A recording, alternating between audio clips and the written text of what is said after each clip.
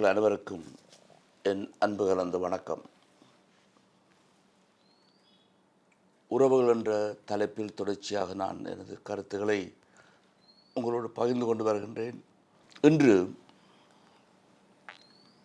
அமைதியை பற்றி என்னுடைய சிந்தனை பகிரலாம் என்று எண்ணுகின்றேன். காரணம், அமைதி, சாந்தி, சமாதானம் போன்ற சொற்கள் ஒரே பொருளைத்தான் தருகின்றது. ஆனால் அரசியல்வாதிகளும் போர்களில் ஈடுபட்ட இரு சாராரும் வன்செயலில் ஈடுபட்டவர்கள் கூட சமாதானத்தை பற்றி பேசி பரவலாக பேசி அந்த சொல்லை மலினப்படுத்தி சந்தைப்படுத்தி விட்டார்கள். அதனால் அதற்கு பொருளே இல்லாமல் போய்விட்டது. திரு அவையில் திருவழிபாட்டு ஆரம்பத்தில் தொடக்கத்தில் குருவானவர் சொல்வார், ஆண்டவருடைய சமாதானம் உங்களோடு என்று இருப்பதாக. நாங்களும் பதில் சொல்கின்றோம். ஆனால் எத்தனை பேர் அதை உணர்கின்றோம் என்பது கேள்வி. இயேசுவினுடைய வாழ்க்கையை பார்க்கும் பொழுது அவருடைய பிறப்பில், அவருடைய வாழ்க்கையில், குறிப்பாக மலை உரையில் அவர் உயிர்த்த பின் சொல்லிய வார்த்தைகள் எல்லாம் சமாதானம். நற்செய்தியிலிருந்து பார்ப்போம். அவருடைய பிறப்பில் லூக்கா எழுதியிருக்கிறார், உலகில் அவருக்கு உகந்தோருக்கு அமைதி உண்டாகுக. அவர் பிறந்த நேரம் கேட்ட ஒலி. உலகில் அவருக்கு உகந்தவர்களாய் இருப்போருக்கு அமைதி உண்டாகுக. உகந்தவர்களாய், அவரால் ஏற்றுக்கொள்ளப்பட்டவர்களாய். பின்னர் மலை உரையில் இயேசு சொல்கின்றார், அமைதியை ஏற்படுத்துவோர் பேறு பெற்றோர், ஏனெனில் அவர்கள் கடவுளின் மக்கள் என அழைக்கப்படுவார்கள். ஒரு உன்னதமான இடத்தை இயேசு அவர்களுக்கு கொடுக்கிறார். அமைதியை ஏற்படுத்துவோர், அமைதியை கொண்டு வருவோர், அமைதியை நிலைநாட்ட முனைவோர், அமைதியை பரப்புவோர் எல்லோருக்கும். இறுதியாக உயிர்த்த பின் இயேசு தன் சீடர்களுக்கு தோன்றி உங்களுக்கு அமைதி உரித்தாகுக என்று கூறினார். லூக்கா 24:36. சைவ பெரியவர்கள், பெரியோர், யோகிகள் போன்றோர், முனிவர்கள் ஒரு உரை சொல்லிய பின் முடிவில் ஓம் சாந்தி சாந்தி சாந்தி என்று சொல்வார். அமைதி. அதுதான் மக்களுக்கு அவர்கள் விட்டு செல்கிறார்கள், வாழ்த்துகிறார்கள். அப்போ இந்த சமாதானம் என்றால் என்ன? இவ்வினாவை வேறு வழியாகவும் கேட்கலாம். மன அமைதி என்றால் என்ன? அதுதான் முக்கியம். மனதிலே அமைதி இருக்கா? இதை பரவலாக பார்க்கிற பொழுது கவலைகள், உள நெருக்கீடுகள், பதட்டங்கள் போன்றவற்றை அல்லது போன்றவற்றிலிருந்து விடுதலை பெற்று வாழ்வோர் மன அமைதி பெறுவார்கள். பாதுகாப்புடன் மன நிறைவு பெற்று வாழ்வோர் அமைதியாக வாழ்வார்கள். நாம் தமிழில் ஒரு முதுமொழி உண்டு, போதுமென்ற மனமே பொன் செய்யும் மருந்து. ஆங்கிலத்தில் கண்டென்டட். போதும், எனக்கு பேராசை கிடையாது. மற்றவர்களை பார்த்து ஒப்பிட்டு பார்த்து வீணாக நான் கஷ்டப்பட வேண்டிய அவசியம் இல்லை. கடவுள் தந்தது இவ்வளவு, இதோடு நான் என்னுடைய வாழ்க்கையை வாழ முடியும். போதும் என்ற மனமே பொன் செய்யும் மருந்து. அது பணமாக இருக்கலாம், கல்வியாக இருக்கலாம், எதுவாகவும் இருக்கலாம்.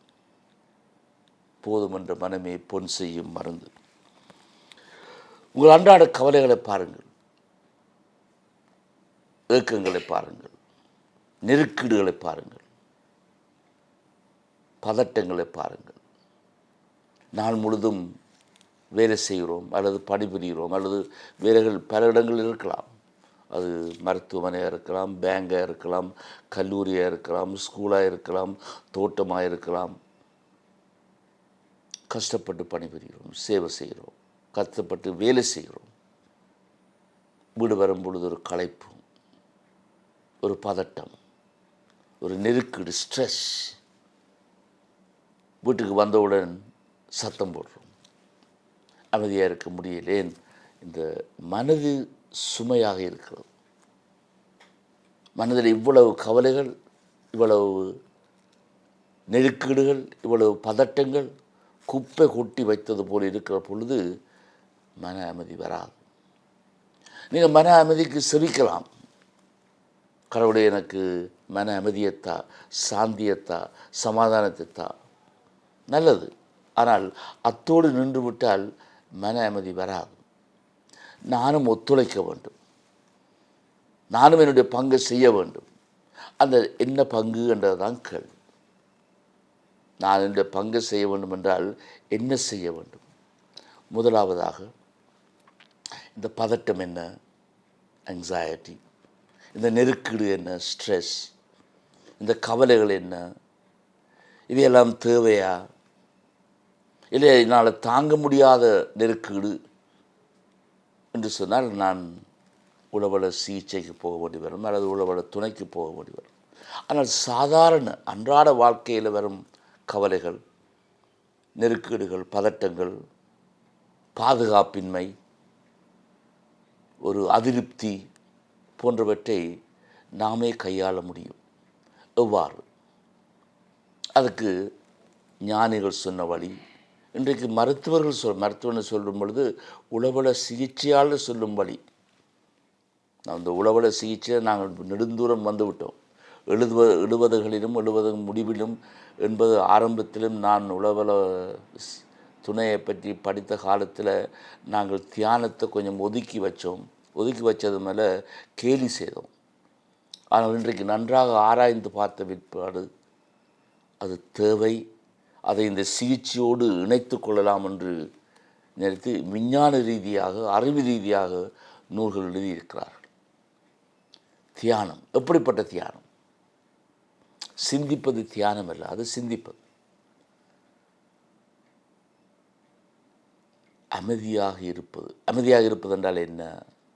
நான் அதே திருப்பி சொல்கிறேன்.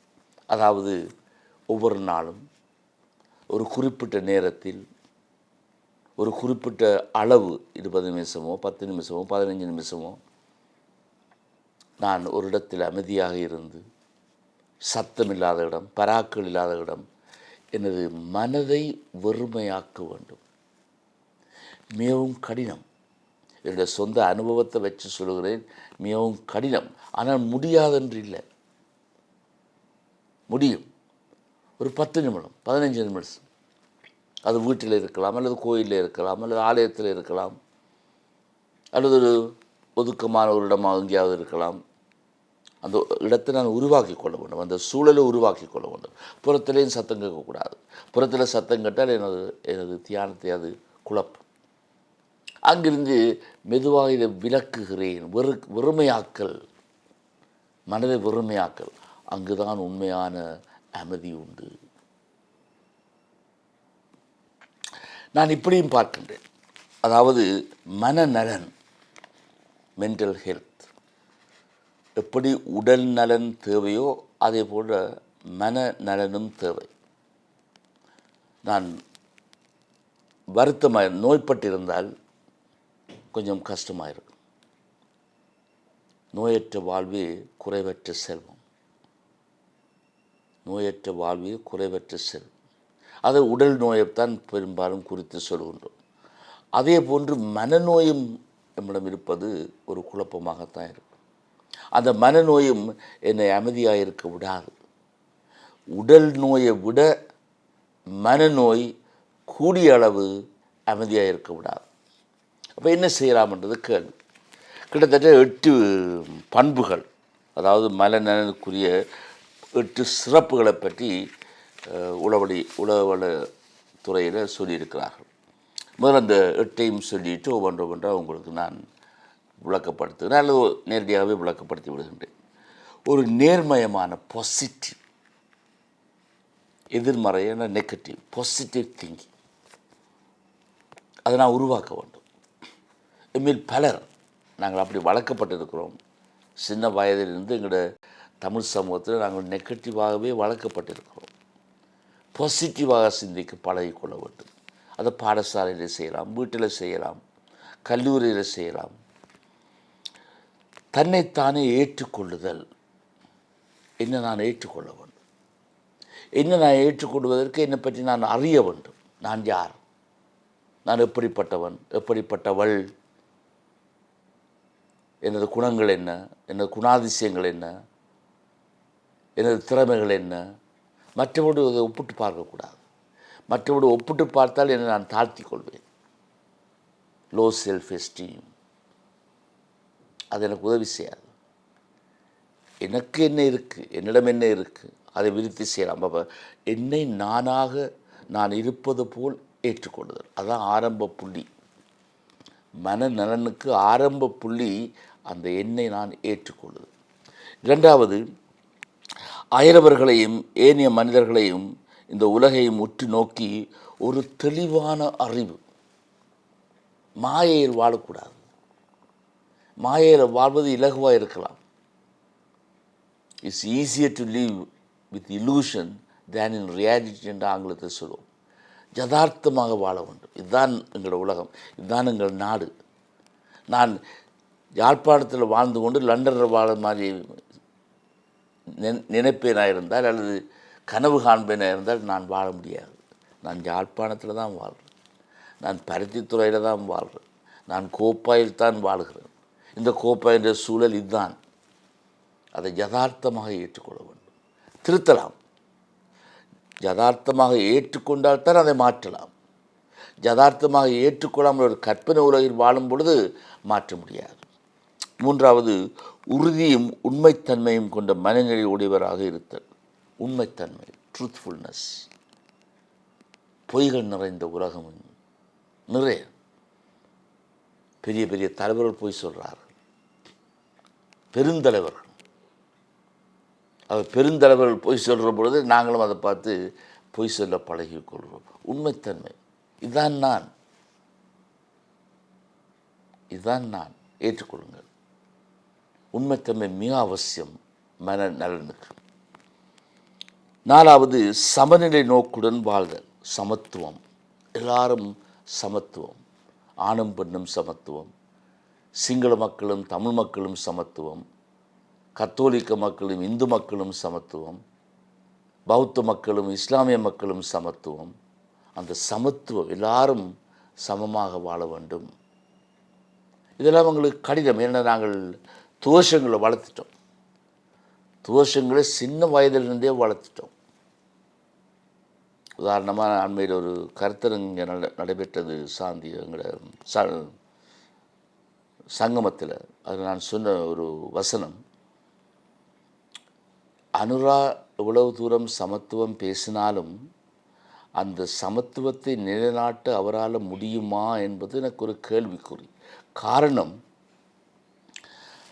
நாங்கள் சுதந்திரம் பெற்ற நாள் தொட்டு இன்று வரை பல வருடங்கள், கிட்டத்தட்ட 70 வருடங்கள், சிங்கள மனதில் கார்ப்பரேட் சைக்கி, ஒரு நாடு, ஒரு மொழி, ஒரு மதம், ஒரு கொடி, அதை விதைத்து விட்டார்கள். அது ஊன்றி வளர்ந்து விட்டது. ஆகவே மற்ற மதங்களுக்கோ மற்ற இனங்களுக்கோ மற்ற கொடிகளுக்கோ இந்த நாட்டில் இடமில்லை. அது வன் செயலை கொண்டு தான் வரும், தவிர்க்க முடியாது. அதனால தான் நாங்கள் எத்தனையோ வன் செயல்களை இந்த நாட்டில் பார்த்தோம். எத்தனையோ 58ஆம் ஆண்டு, 77ஆம் ஆண்டு, 83ஆம் ஆண்டு, 30 கால போர், ஒரு சின்ன தீவு. ஏன்? பகைமையை வளர்த்தோம். ஆகவே சமத்துவம் எங்களுக்கு மிக இலகுவாக வராது. இப்படி ஒரு ஊறி வளர்ந்த காரணத்தினால, அது ஊன்றி வளர்ந்த காலத்தினால சமத்துவம் இலகுவில் வராது. ஆனால் நாங்கள் முயற்சி செய்துதான் ஆக வேண்டும். ஒரு வழி இல்லை. நம்பகரமானதும் மனித விழுமியங்களை பேணும் ஒரு உளவள அடையாளம், சைக்கலாஜிக்கல் ஐடென்டிட்டி, உளவள அடையாளம். உளவள அடையாளம் என்ற என்ன, இதை பற்றி நான் வேறு என்னுடைய நூலில் கூட எழுதியிருக்கிறேன். மாறி எனது பாதை மாற்றியவர் யாரோ. உளவள அடையாளம் என்று சொன்னால், எனது பெற்றோர், எனது வீடு, எனது சூழல், எனது இனம், எனது மொழி, எனது மதம், எனது நாடு இவ்வளவும் ஒருங்கிணைந்து வருவதுதான் ஒரு அடையாளம். இவ்வளவும் ஒருங்கிணைந்து வருவதுதான் ஒரு அடையாளம். இவற்றில் ஏதாவது ஒன்று தப்பி போனால், உதாரணமாக நான் பங்கரில் பிறந்தேன் என்று வையுங்கள், போர்க்காலத்தில் பங்கரில் பிறந்தேன் என்று வையுங்கள். அந்த குழந்தை தாயையுடன் வளர்ந்ததா, தந்தையுடன் வளர்ந்ததா? இன்றைக்கு தந்தையர் இல்லாத குடும்பங்கள் எத்தனையோ இந்த பகுதியில் உண்டு. அவருடைய அடையாளம் ஒரு கேள்விக்குறியாக வரும். எனது இனத்தை திருப்பி திருப்பி திருப்பி திருப்பி அப்போ அடிக்கும் பொழுது நான் இந்த இனத்தில் பிறந்தது குற்றமான ஒரு கேள்வி வரும். ஆகவே நான் என்னையே கேட்கிற ஒரு கேள்வி. இவையெல்லாம் என்னுடைய அடையாளத்தை குழப்பும். அல்லது நான் சின்ன வயதில், சிறு வயதில், குழந்தையாக இருக்கும் பொழுது என்னை துஷ்பிரயோகம் செய்திருந்தால், அதன் குறிப்பாக பாலியல் துஷ்பிரயோகம் செய்திருந்தால், எனது ஆளுமை, எனது ஐடென்டிட்டி, எனது அடையாளம் மிக மிக குழம்பும். அதனால்தான் ஒரு திடமான ஒரு அடையாளம் தேவை, மனநலனாக வாழ. ஆறாவது, ஃப்ராய்ட் மிக அழகாக சொன்னார், to work and to love. இது ஃப்ராய்டுடைய சொற்றொடர், to work and to love. ஆக்கபூர்வமான வேலையிலும் நிறைவு தரும் அன்பிலும் வளர வேண்டும், மனநலன். ஏழாவது, சுற்றாடலுக்கு நெகிழ்வாக இருத்தல், இறுக்கமாக வாழ்வது, நெகிழ்வு, ஃப்ளெக்சிபிலிட்டி. அது ஒரு கொடை, அது நாங்கள் அப்படி வளர்க்கப்பட வேண்டும். எதையும் சமாளித்து கொண்டு போகக்கூடிய சூழல். நான் இலங்கையிலும் வாழலாம், நான் லண்டனிலும் வாழலாம், அல்லது சிங்கள தேசத்திலும் வாழலாம். அந்த சூழலுக்கு ஏற்ப, அந்த உணவு வகைகளுக்கு ஏற்ப, அந்த சுற்றாடலுக்கு ஏற்ப என்னை மாற்றி கொண்டு வாழ நெகிழ்வுத்தன்மை மனநலனுக்கு மிக அவசியம். இல்லை இறுக்கமாக, ரிஜிடிட்டி மனநலனுக்கு கூடாது. இறுதியாக, அகத்தை பிளவின்றி வாழ்தல். இதை பற்றி நான் விரிவாக பல தரம் சொல்லியிருக்கிறேன். அகத்தை ஒரு பிளவுண்டு. நாங்கள் பிறக்கும் பொழுது அந்த பிளவோடு பிறக்கவில்லை, பிறந்த உடனே அந்த பிளவு எங்கள் வாழ்க்கையில் வந்து விடுகின்றது. நான் வேறு, நீ வேறு, என் இனம் வேறு, உன் இனம் வேறு, என் மொழி வேறு, உனது மொழி வேறு. அதான் அந்த பிளவுகள். நான் சொல்வது வேறு, செய்வது வேறு, நான் நினைப்பது வேறு, சொல்வது வேறு. இப்படி பல்வேறு வகையான பிளவுகள் எவ்வளவு ஆழமாக போகின்றதோ அவ்வளவுக்கு நான் நோய்வாய்ப்பட்டவன், மனநோய்வாய்ப்பட்டவன். மனநோய்வாய்ப்பட்டவர்கள் எல்லாம் பிளவுடையோர். இது ஏப்ரஹாம் மாஸ்லோ சொல்லியது. ஆகவே இந்த 8 சிறப்பம்சங்களை நான் வாழ்வேனாக இருந்தால் மனநலன் எனக்கு உண்டு. அந்த மனநலனுடன் நான் வாழலாம். அங்கு ஒரு அமைதி வரும்.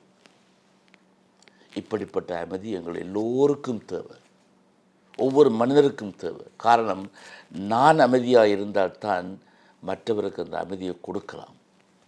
நான் மாறினால்தான் இந்த உலகத்தை மாற்றலாம். இல்லை உலகம் மாற வேண்டும், அப்பொழுதுதான் நான் மாறுவேன் என்று சொன்னால் காலம் பூராக நான் காத்திருக்க வேண்டியதுதான். உன்னை மாற்று, நான் என்ன மாற்றுகிறேன், அப்பொழுது உலகம் படிப்படியாக மாறும். ஆகவே அமைதிக்கு ஒரு வழி அல்ல, அமைதிதான் வழி என்று தீபக் சோப்ரா சொன்னார். அமைதிக்கு ஒரு வழி அல்ல, அமைதிதான் வழி. நானே அமைதி. ஐ ஆம் பீஸ்ஃபுல், ஐ ஆம் அட் பீஸ். நான் அமைதியோடு வாழ்கிறேன், அமைதியுடன் வாழுகின்றேன். இப்படிப்பட்ட அமைதி உங்கள் ஒவ்வொருவருக்கும் கிடைக்க வேண்டும். உங்களோட முயற்சியால் அதை அனுபவிக்க வேண்டும் என்று வாழ்த்தி வணக்கம் கூறி விடைபெறுகின்றேன். வணக்கம்.